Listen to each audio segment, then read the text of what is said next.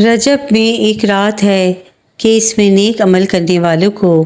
100 برس کی نیکیوں کا ثواب ملتا ہے، اور وہ رجب کی 27ویں شب ہے جو اس میں 12 رکعت اس طرح پڑھے کہ ہر رکعت میں سورہ فاتحہ اور کوئی سی ایک سورت، اور ہر 2 رکعت پر اتحیات پڑھے اور 12 پوری ہونے پر سلام پھیرے۔ اس کے بعد 100 بار یہ پڑھے سبحان اللہ والحمد للہ ولا الہ الا اللہ واللہ اکبر، اور استغفار 100 بار پڑھے، درود شریف 100 بار پڑھے، اور اپنی دنیا اور آخرت سے جس چیز کی چاہے دعا مانگ لے، اور صبح کو روزہ رکھے تو اللہ تعالیٰ اس کی سب دعائیں قبول فرمائے گا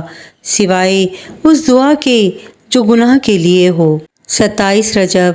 یعنی شب معراج ایک ایسی عبادت کی رات ہے، ایک ایسی نوافل کی رات ہے کہ اس رات اگر آپ اللہ پاک کی عبادت کرتے ہیں اور نوافل پڑھتے ہیں تو اللہ پاک آپ کی دعاؤں کو قبول فرمائے گا، آپ کی دعاؤں کو رد نہیں کرے گا، آپ کی بگڑی کو بنا دے گا، آپ کی پریشانیوں کو دور کر دے گا، آپ کی بیماری کو دور کر دے گا، آپ کے گھر سے پریشانیوں کو، آپ کے رزق کی تنگی کو دور کر دے گا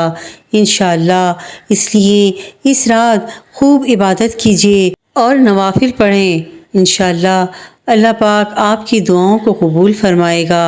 انشاءاللہ عز و جل۔ مکی مدنی مصطفیٰ صلی اللہ علیہ وسلم نے ارشاد فرمایا،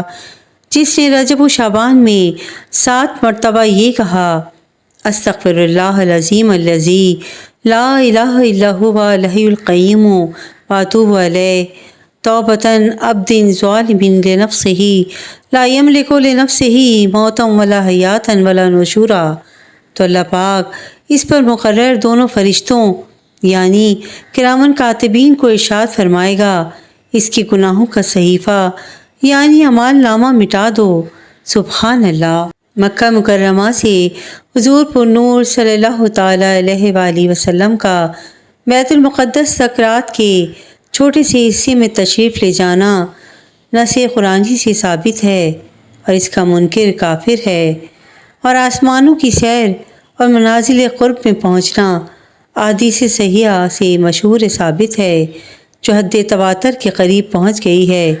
اس کا منکر گمراہ ہے، اس لیے اس پر یقین رکھیں اور اللہ تعالیٰ سے اس رات میں اپنے لیے وہ سب کچھ مانگ لیں جو آپ اپنے رب سے مانگنا چاہتے ہیں، جو آپ اپنی سالوں سے